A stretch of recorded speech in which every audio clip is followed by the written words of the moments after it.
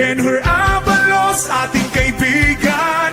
Benhur Abalos, may paninindigan. Benhur Abalos, gawa hindi salita. Benhur Abalos, kalaban ng kriminal. Oh, oh, oh, Abalos! Oh, Abalos! Oh, Abalos!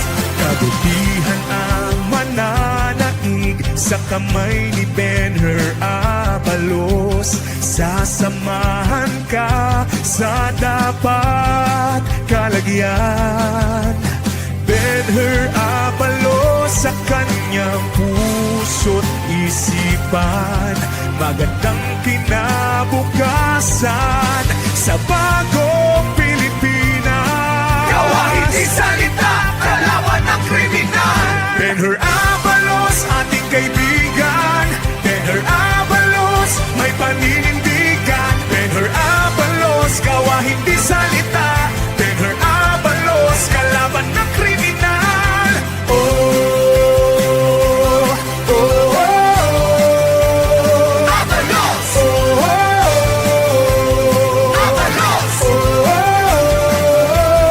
Abalos! Benhur Abalos, tumutulong sa naaapi. Siya'y makadiyos, makatao at makakalikasan. Benhur Abalos, pagkakaisa ang kanyang nais. May malasakit at nagmamahal sa bayan. Gawa hindi salita, kalaban ng kriminal. Benhur Abalos, ating kaibigan. Benhur Abalos, may paninindigan. Benhur Abalos, gawa hindi salita. Benhur Abalos, kalaban ng kriminal. Benhur Abalos, ating kaibigan. Benhur Abalos, may paninindigan. Benhur Abalos, gawa hindi salita. Benhur Abalos, kalaban ng kriminal. Oh, oh, oh, Abalos! Oh, Abalos! Oh, Abalos!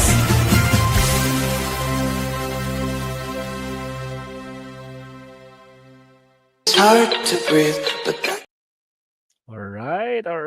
Good evening mga kapsat. Welcome na naman tayo sa ating next topic. Siyempre, sa ating paboritong Attorney Claire Castro. Ang ganda ng topic niya mga kapsat. VP Sara Duterte, hangad transparency.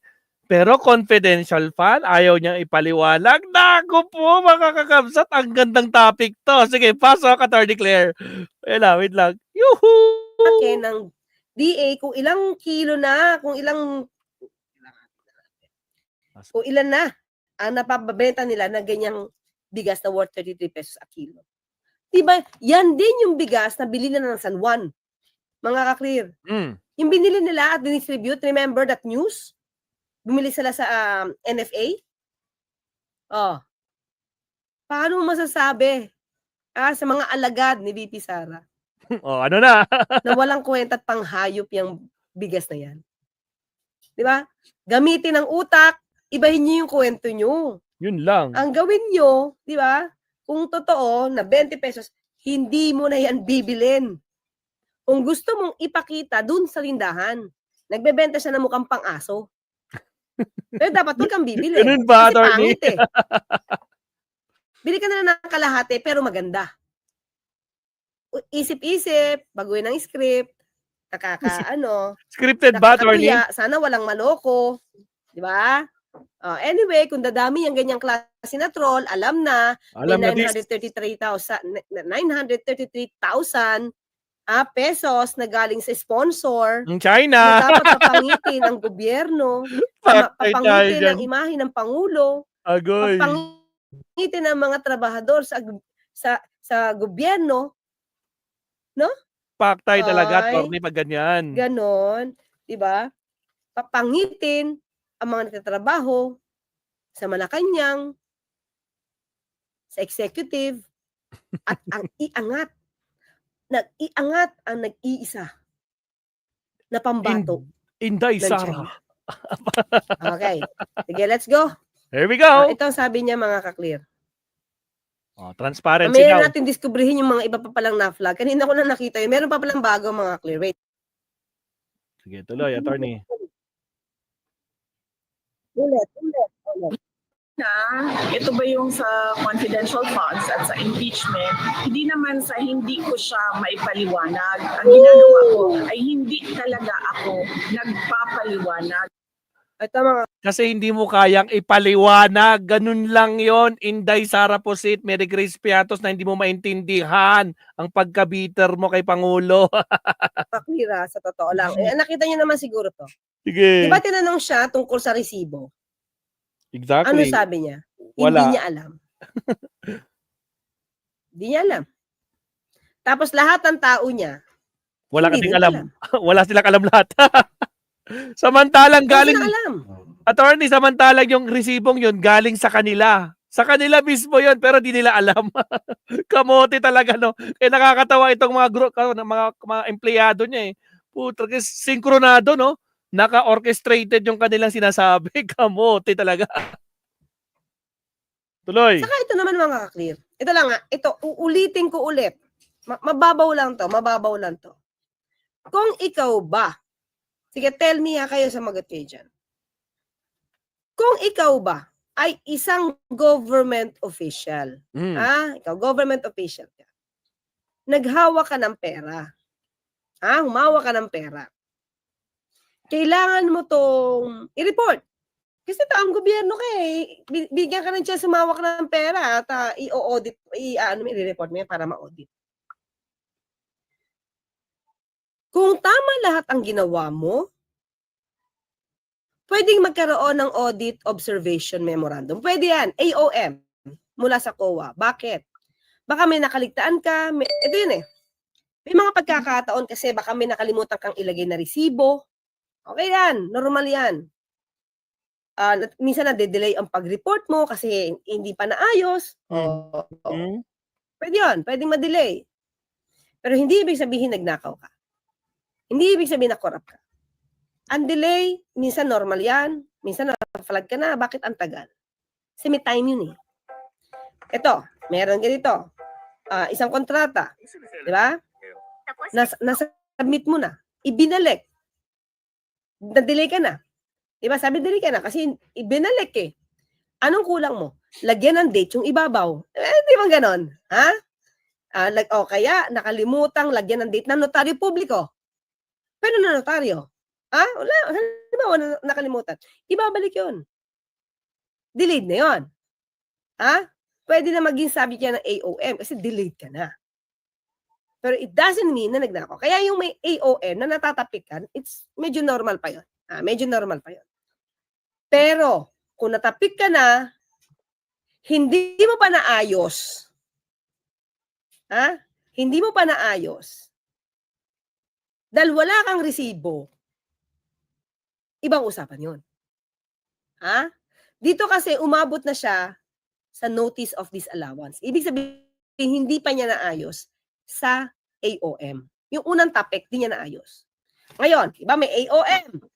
Ulitin ko to mga kakli, baka may bago rito. Kaya lang, alam niyo na to eh. Pero kailangan natin ulitin to. Kasi sinasabi niya dito, ayaw niya lang ipaliwanag. Ito. Uulitin ko yung sinabi ng assistant niya, si Attorney Michael Powa. Yawn. May AOM. Diba? Tinapik eh. Kaya naghanap ng resibo itong si Attorney Michael Powa para sa 15 million. Diba? 15 million na parte ng confidential funds ng DepEd. Okay? 15 million. Wala silang makitang resibo. So, ang ginawa ni Attorney Michael Powa, kinausap yung USEC Mempin na parang sa security pa rin ni DP Sara nung nasa Mindanao pa sila. So, lahat yan halos taga Mindanao. Yung mga kinuha niya, nung mayor pa siya, lahat yan kinuha niya pa rin. Para sa OBP, sa DepEd. Basta yon. Okay? So, si USEC Mempin, hindi siya yung may hawak ng pera. ang may hawak ng pera is a certain, teka lang nakalimutan ko yung weight niya sa DepEd. Sandali.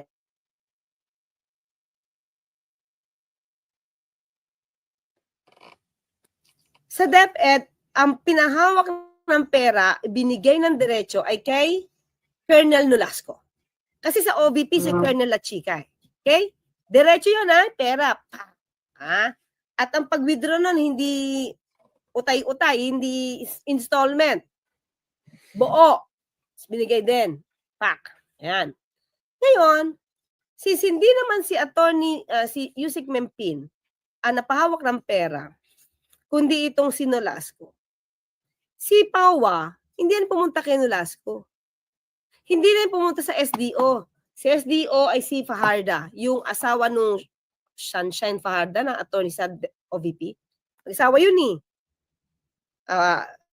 Fajarda na lalaki nasa DepEd, yung babae nasa OVP. Attorney Sunshine Fajarda, basta Fajarda pareho. So instead of attorney going to SDO na si Fajarda, Napunta sa iba. pumunta siya kay Yusek Mempin at sinabi niya, pwede mong tulungan, hingi ka ng mga resibo para matapal natin sa 15 million na DepEd confidential funds. Tablay.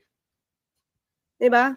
Hugas kamay si Attorney Powa sa hearing sa Committee on Good Government. Kung ikaw ang sasagot niyan at ikaw ang na-assign niyan, bakit Attorney Powa pupunta kay Yusek Mempin na walang alam tungkol sa confidential funds? Dahil ang confidential funds dapat kay Nolasco, kundi man kay BP, si BP naman na nag-utos niya bigay kay Nolasco, o kung nahiya ka kay BP, si Nolasco. O pumunta ka muna kay SDO kung kanino niya binigay yung pera sa utos ni VP Sara. Hindi naman ibibigay yan kay Nolasco kung walang utos ang thank you Alan Dolozzi, ayan di ba, si Nolasco at Lachica.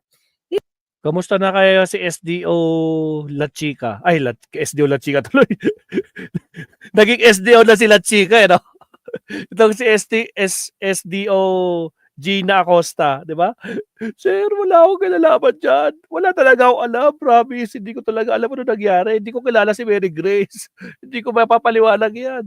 Si Colonel Lachica, si Colonel Lachica na ba yung bagong SDO? Tapos, utos kasi ni Madam, patay, nilaglag si Madam. Patay. Tapos bilang nagkod na, wala na. Ayun na, inatake na. Pumunta na sa ospital. Ay, nako. Ginawa na ng eksena para hindi booking na eh. Wala na, nilaglag na eh. Tapos nagkasakit na. Paktay! O, sige tuloy, Attorney Claire. Diba? Hindi naman yan ibibigay kay Nolasco kung walang utos ang BP. Exactly. At tulad ng sinabi ni SDO Gina. Acosta. Diba? Si Gina ng OVP. OVP. Binigay niya yung buo na 125 million pesos. Kay Lachica. Funds ng OVP. Diretso kay Lachica dahil sa utos ni BP Sara. Yes. So, ganun din yun sa DepEd. Laglagan Now, portion eh. Tragis.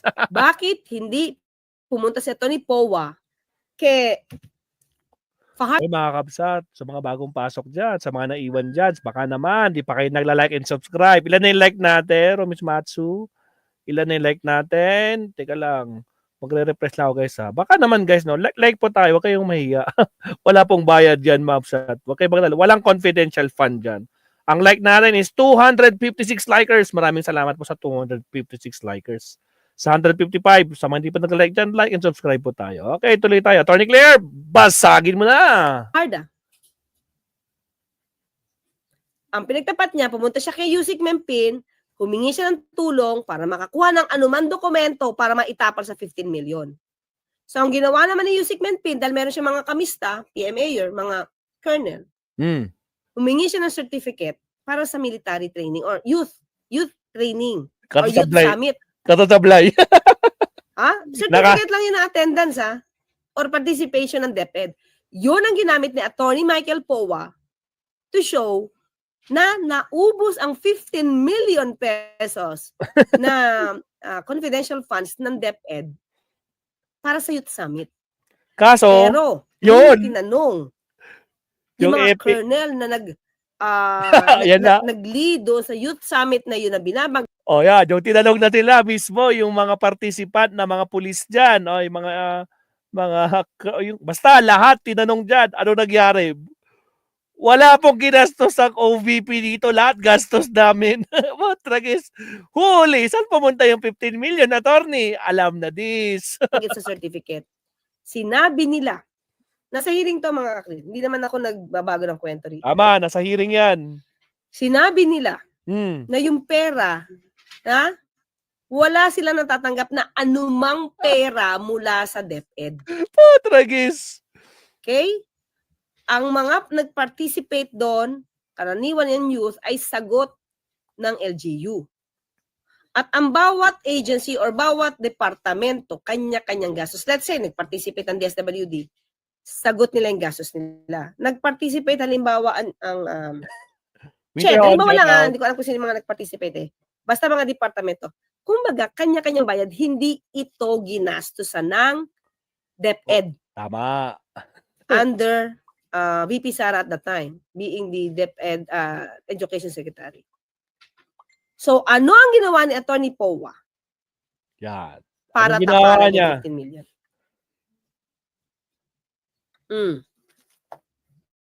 Dahil doon, diba? Dahil doon sa mga ganong klaseng pamamaraan, at makikita naman ngayon sa iba't ibang klase ng resibo, makagawa lang siguro ng resibo to, pinasak ng pinasak para masabing meron silang ginastusan. Inamin na to ni Powa, pero wala siyang alam.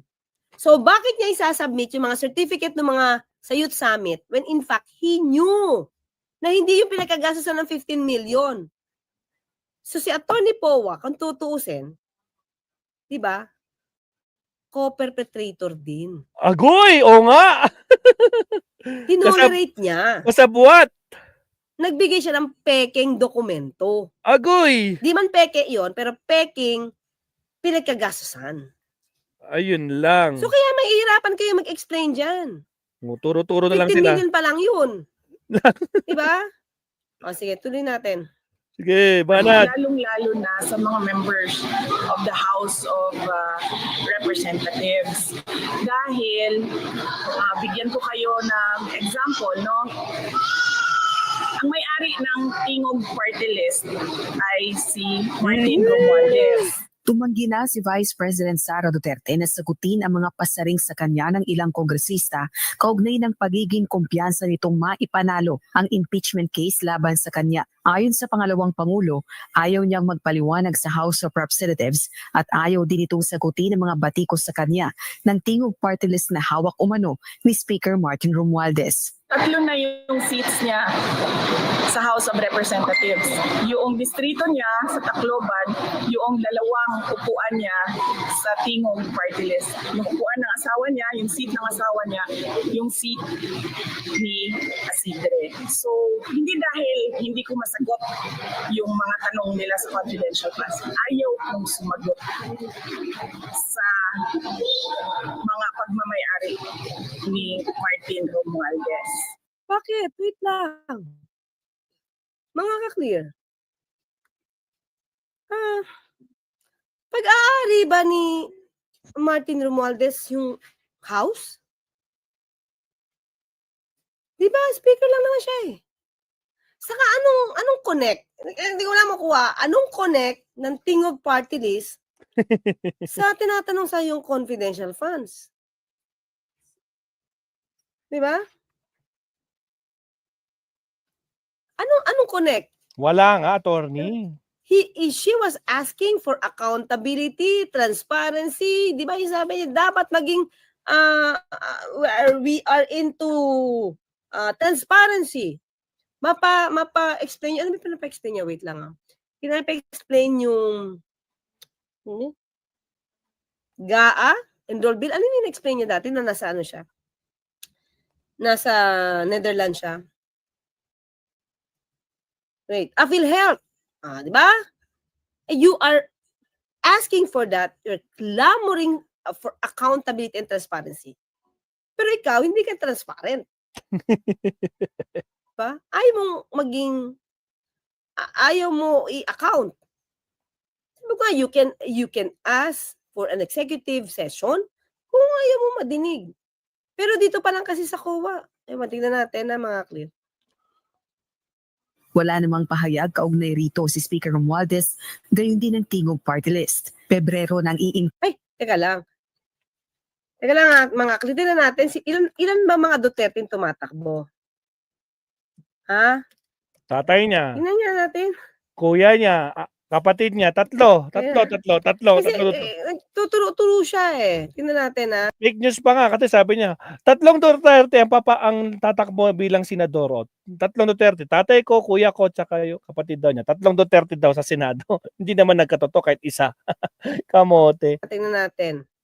Sino ba? Di ba yung pamangkin niya? Teka lang ha. Yung anak ni Pulong, pang-apat. Yes. Pang-apat yung anak ni Pulong. Okay, una pala. Sige, unahin natin tatay niya, running for mayor.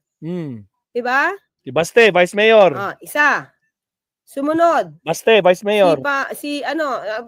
Vice Mayor na, kapatid niya rin. Baste. Si Baste. Si Baste. Diba? Kuya niya. Dito. Kuya niya, Pangalawa. Nograles, kalaban. Pangatlo, si Pulong. Nograles, kalaban. Diba?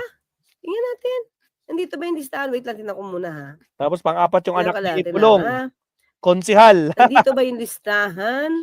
Kasi meron pa rin yung anak ni Pulong. Tama. 4. Konsihal. Ngayon nakaupo siya. Diba? Sino ba mga Duterte ang tumatakbo? Naku po. Bakit parang ang bilis niya magturo, tapos yung pamilya nila, mayor, vice mayor, congressman. Diba? Ano ang connect sa confidential funds? Ha? Natin dito. Hanapin ko lang ha, mga kaklit. Teka lang ha. Sa mga bagong pasok, huwag kalimutan mag-like and subscribe. Like tayo, Mabsat. Ang dami, mahaba ito. Basta yun, sige ba, meron pa bang iba? Sino mga taga Davao dito? Ilan pa ba ang tumatakbo sa kanila? Ha? Party list na 30 youth, dynasty na ang Duterte, pero okay lang daw pag iba nagrereklamo, di ba? Agoy. Kasi yun, binabanggit niya yung sa tingog, hindi ko makuha. Siyempre ayaw naman natin ng ganyan, mga kakli. Pero, parang wala kang wala kang karapatan na tugisin or tawag ito, ireklamo to. Kung sarili mong pamilya, ito. Tingnan natin. Sabi ni Illuminati, Digong Mayor, Baste, Vice Mayor, Omar, Pulong Congressman First District, Enrico, sino si Rigo? Hindi naliligo. Ayan from Davao City, di ba? Ito, bakit hindi ito napupunan ng DVP Sara? Ako na, nagtanong lang ako. Thank you, Illuminati. Sige, tuloy. impeach ng Kamara ang Vice Presidente at 7 articles of impeachment ang inihain laban sa kanya sa Senado. Kabilang narito ang kwini-kwestyong paggastos ng confidential funds ng kanyang tanggapan at Department of Education nang siya pa ang kalihim nito. Ipinagtataka naman ni Bataan 1st District Representative Jerry Ito naman. Leader ka naman eh. Leader ka naman. Ano ba naman yung i-report mo sa taong bayan, yung perang hinawakan mo? Diba? Sabi ko nga, ito mga kred, kung tama lang yung kanyang pag-account, di naman to aabot sa notice of disallowance. Hindi sa naaabot Sabi ko sa... nga, may napanood akong video mga kaklira. May napanood akong video. Sinabi niya na ang utos daw sa kanya ng lawyer, AOM na, parang tinatapik na sila, wag daw ibigay lahat ang resibo. Sinong lawyer ang magsasabing wag kang mag-comply sa COA? Samantalang sinasabi ni VP Sara, sa COA lang siya mag-explain. Start pa lang sinabi niya, sabi daw ng lawyer niya, wag mong ibigay lahat ng resibo. Sablay so, kagad. May resibo ba talaga? Ay, guy. Kasi kung may resibo na kayo dyan, right there and then, pinasa nyo na yan para maging kompleto yung inyong report. Para hindi na kayo na notice of disallowance. Kasi pag na notice of disallowance, ibig sabihin yung AOM, tinapik ka na, nag-submit ka na, or hindi ka nag-submit, hindi ka pumasa. Kaya na notice of disallowance. Diba? Kung kompleto ka na, sinabmit mo na, Hindi ka naman na notice of disallowance. Cleared ka na. So, sinong lawyer mo ang nagsabi na wag ibigay lahat ang resibo, hintayin yung ma-notice of disallowance? Hindi, parang napaka-ano nun eh. Hindi logical. Tapos saka ka mag-a-appeal saka mo ipe-present itong mga resibo mo, paano kung afterthought lang yun? Parang mga piatos, mga grocery names. Diba? Chichirya names. Tragis. Ito pa. Sige, tuloy. So, pinagtataka ni Geraldine Roman, House Committee on Women and Gender Equality Chairperson, ang pag-uugnay kina Speaker Romualdez at Tingog Party List sa kinakarap na impeachment case ni VP Duterte. Anya, nasa Senado na ang bola matapos maiakyat ang articles of impeachment laban kay VP Sara. Sa totoo lang, ano kinalaman ni Speaker Martin o kaya ng Tingog Party List? I mean, now is not the venue. Wala na, tapos na yung budget. totoo naman mga clear. Halimbawa lang, kaya lang, siyempre na Senado na yan, wala namang mangyayari dyan, mga prosecutor na lang dyan sa House. So, anong nga ba ang connect? Anong connect para sabihin na hindi siya mag-explain? Kasi, ano pag-aari ni Romualdez at ng Tingog? Ang layo, di ba?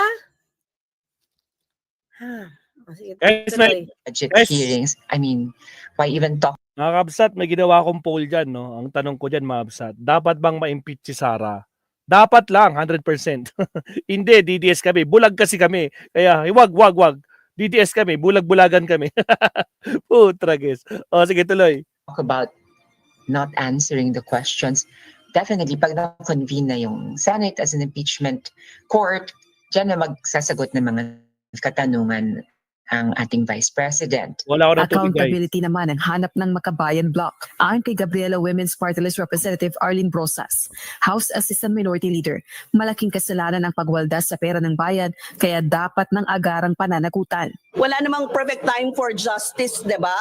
So dapat ngayon pa lang nagkakaroon na ng impeachment trial.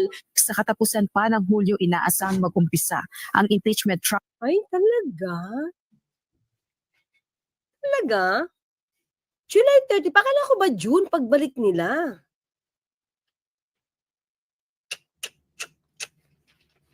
Hindi ko na alam. Ito mga clear, hindi ko alam kung anong pwede maging question dito sa technicality. I really do not know. Tignan natin, ha?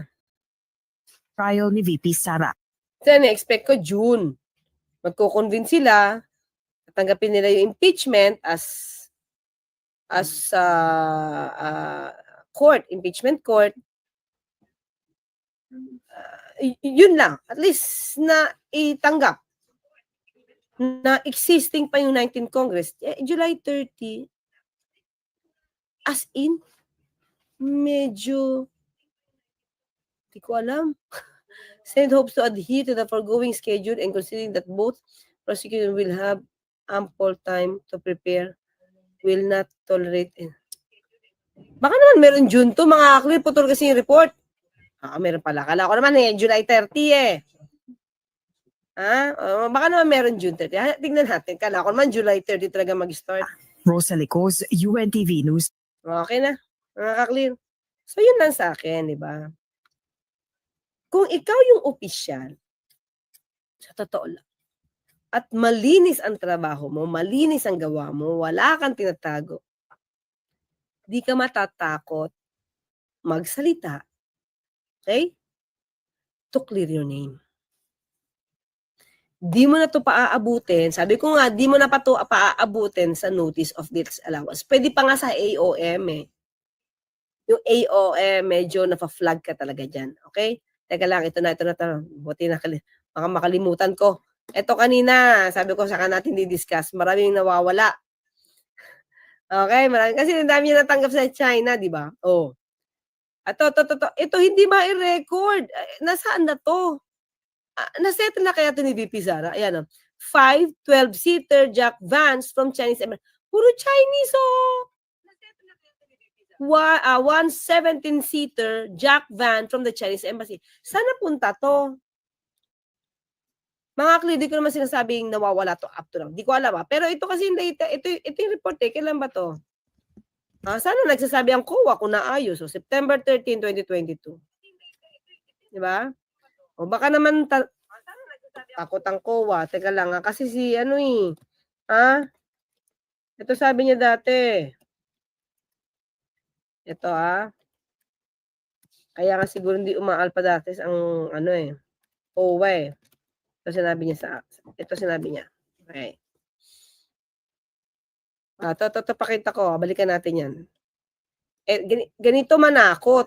Kaya siguro magaganda ang survey ni dating Pangulong Duterte. Ganito manakot eh. Sige nga, pakita mo nga, Attorney Claire. Itong panakot niya. Duterte was state auditors kidnapped and tortured. Agoy! Hindi ka ba matakot? I-clear mo na to agad. Diba? The Philippine President Rodrigo Duterte has advocated the kidnapping. Advocated, Ma'am, and torture of Naomi government auditors for hampering the work of his administration. Hindi ka matatakot? Diba? Matotorture sila, Siya. Attorney. So, at that time, na-flag ba ng COA? Hindi. Anong ginawa nila? Tahimik. Let's just, let's just toot people from COA. Let's Nako. bring them here. Then we will toot Agoy. those sons of toot. Yan ang panakot niya. Paktay na. So, di ba niya to gawain sa EJK? Nagtatanong lang. Kasi, ambis siya magsalita ng ganyan. Diba? Ginagawa ba nila yan? Takot mo yung picture na yun. Sino yun? Si Duterte ba yun? They always make things difficult. Of course, kailangan. Kasi kailangan nyo itong i-audit. Ito ba yung ginawa niya? Baka kaya hindi na-audit yung iba? Hindi ko alam mga kli. Dapat malaman din natin. Nasaan yung mga sasakyan na yun? That's what I don't like. Making things difficult. Di ba ito parang diktador? Sila yung diktador ng dating. Huwag niyo ko i-audit pinapahirapan niyo ko. Ganon ang dating. I-kidnap ko kayo at itorcho kayo. Diba? BBC Duterte had railed against the state auditor saying they should be pushed down the stairs. Tingnan siya. Diba? So, tuloy tayo. Hanapin natin yung nawawala. Diba? Auditor said the vehicles were delivered to the city government on September 21 and October 1 respectively last year. COA said the vehicles were covered by deed of donation. Meron pala Given that the ownership of the vehicles was already transferred to the local government, these should be recorded in the books of accounts. So nasaan na yung sasakyan? But the auditor said that donated vehicles remained left out of the books as of year. And since no available data was provided by LGU, aside from the deed of donation, the audit team cannot determine the fair value of the said vehicles. Nasaan ba yan? Diba? The COA said city office disclosed that the vehicles were not recorded in its book because of documents were allegedly not forwarded to it by those who received the donations. The auditors pointed out that although the city is primarily responsible for ensuring the city hall's financial statements are fairly presented, it cannot effectively fulfill its responsibility unless other offices under the local executive cooperate. So, di ba, kung nahihirapan ang Committee on Good Government, itong house, para makita yung tamang accounting ni VP Sara, dito pa lang, mayor pa lang, magulo na yung records nila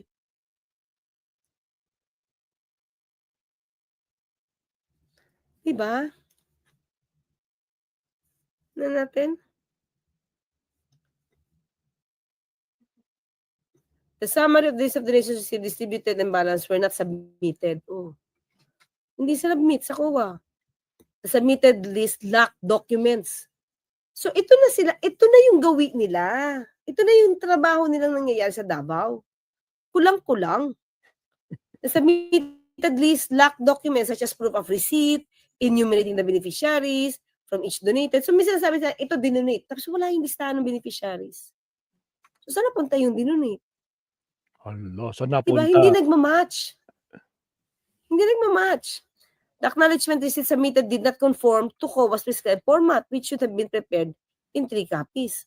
Original to the donor, duplicate to the accounting unit, and triplicate for the file. Huh?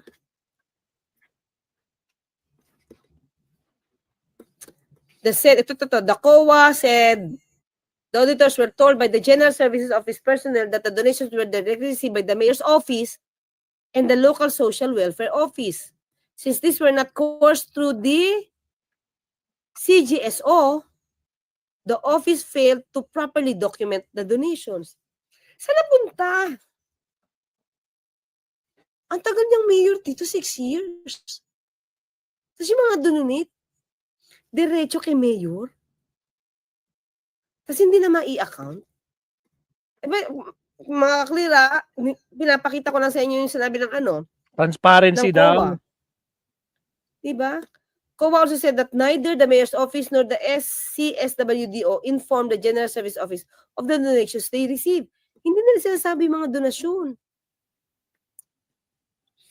The COA said the City Hall offices were not able to provide the other required documents aside from the acknowledgement receipt of the said donations. So, nasaan siya?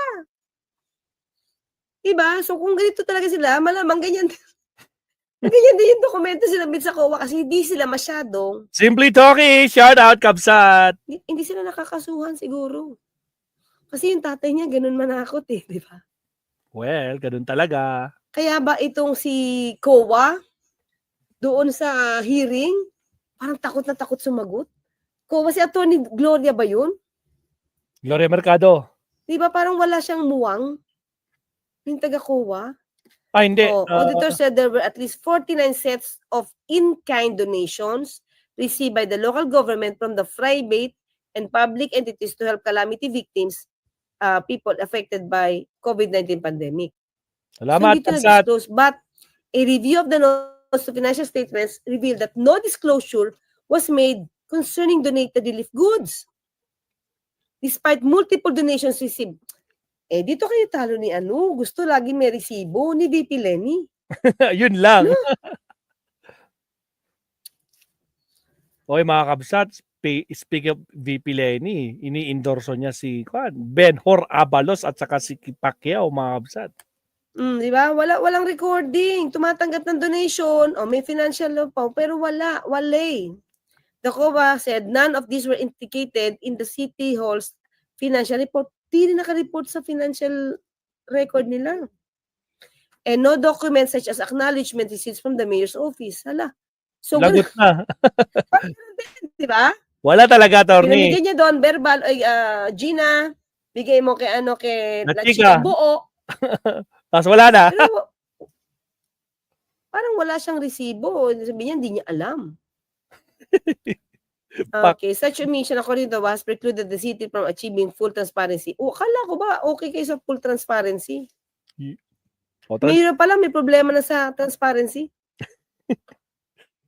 Di ba? Nangyari dito. Shout out, Chi. Shout out, Chi. Kaya the CGSO admitted that there were transactions under the city mayor's office, city disaster risk and reduction management, and the city social welfare and development that were not properly documented. Agoy. Donations yan, mga ka-clear, during the pandemic pa. Di ba dapat nakarating sa mga tao to na panakinabangan? Sila lang nakinabang doon, attorney. Sila lang. Tapos, nagbibigay sila ng donasyon, walang kopya kung sino yung beneficiary. Si Mary Grace Piatos. Si Cocoy Villamin. Di ba? Naku po. Ay, sige. Ito pa. Saan na ba? Yan tayo. Ano title nito? Yan ang transparency Ito, nila. Hindi ko pa alam kung na-discuss ko na ito. Parang hindi pa mga.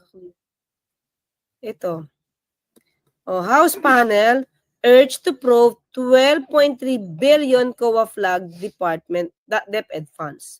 Agoy, bago na naman Diba? yan. A House leader, February lang urged the House Blue Ribbon Committee to investigate the COA findings on 12.3 billion in alleged Ay, may tanong si Kabsat dito. Sino kaya account o bookkeeper ng mga Duterte? Ang galing. Napakagaling talaga, di ba? Tapos ayaw nila mag-explain, tapos hihingi sila ng transparency, no?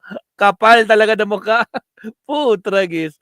Pasok, attorney. settled financial transactions at the Department of Education during Vice President Sara Duterte's tenure as Secretary.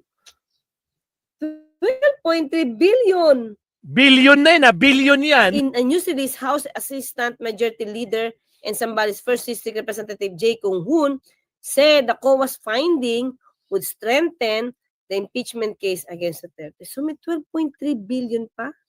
Di pa na-account? Saan pa nadadala itong pera na to?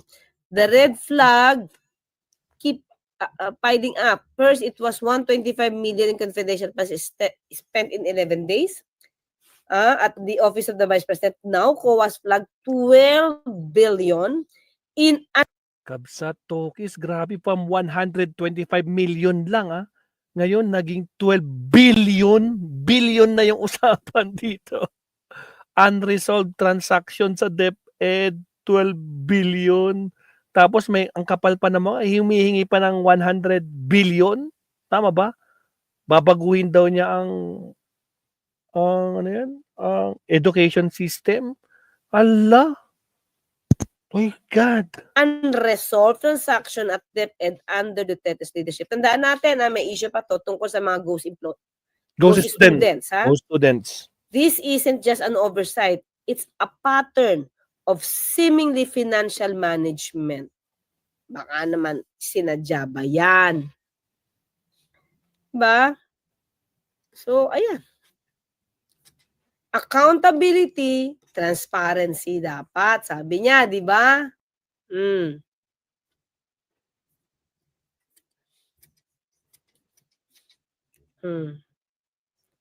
Okay, mga ka-clear?